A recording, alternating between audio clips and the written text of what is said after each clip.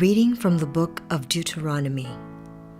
Moses said to the people, "Ask now of the days of old, before your time, ever since God created man upon the earth. Ask from one end of the sky to the other. Did anything so great ever happen before? Was it ever heard of? Did a people ever hear the voice of God, speaking from the midst of fire as you did and live? Or did any God venture to go and take a nation for himself from the midst of another nation by testings, by signs and wonders, by war, with strong hand and outstretched arm, and by great terrors, all of which the Lord your God did for you in Egypt before your very eyes? This is why you must now know and fix in your heart that the Lord is God in the heavens above and on earth below, and that there is no other. You must keep his statutes and commandments that I enjoin on you today, that you and your children after you may prosper, and that you may have long life on the land which the Lord your God is giving you forever." The word of the Lord. Our first reading on this solemnity of the Most Holy Trinity comes from the book of Deuteronomy. The Holy Trinity. This is our way of expressing in creedal form what the Bible tells us about the God who has revealed himself as love. The God of love is the Trinity of Father, Son, and Holy Spirit. In the first reading for today, we hear from Moses a series of questions addressed to the people Israel.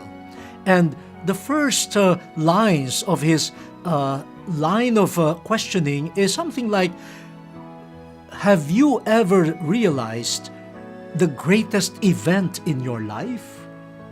This is the greatest event in your life. Have you ever pondered what it is?" And from the questions that he raises, for Moses, the greatest event in the life of Israel was not so much an event that can be calendared, but the person of God. The God who speaks to his people.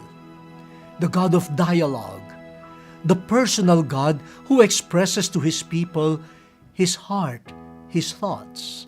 Now that is great for Moses. A God who approaches his people and talks with them.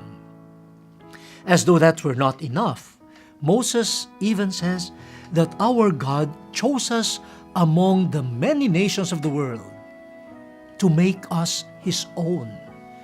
This God does not only reach out to us by dialoguing with us, this God even chooses us.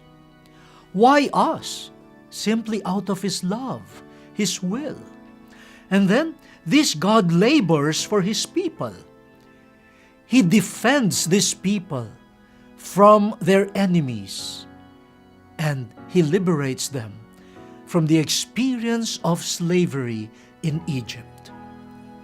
The greatest event in the life of Israel is God himself, the God of love, the God who gets out of his shell to dialogue with people, the God who chooses out of love and claims them as his own, the God who will do anything in order for his people to find freedom.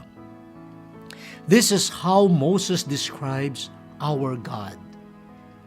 Later on, as revelation and salvation history continues to unfold, this God is revealed to us as Trinity.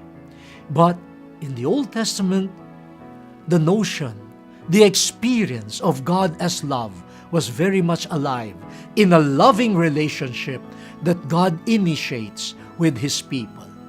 Now, Saint Paul later on would even deepen this in terms of our response. But Moses already indicates also that having a God who comes close to us, who calls us, who chooses us, who forms us as a community, as a nation, and who labors for us, needs a response from us. For love to be complete, that love must become a dialogue too. God initiates an action of love towards us. How do we respond to God? According to Moses, follow the commandments of God. Obey God. God has made clear to His people what His desires are. And they are meant for life, for the fullness of life of His people. So, what is expected is for the people to say, "Yes, Lord. Yes. You have spoken to us, we will follow you."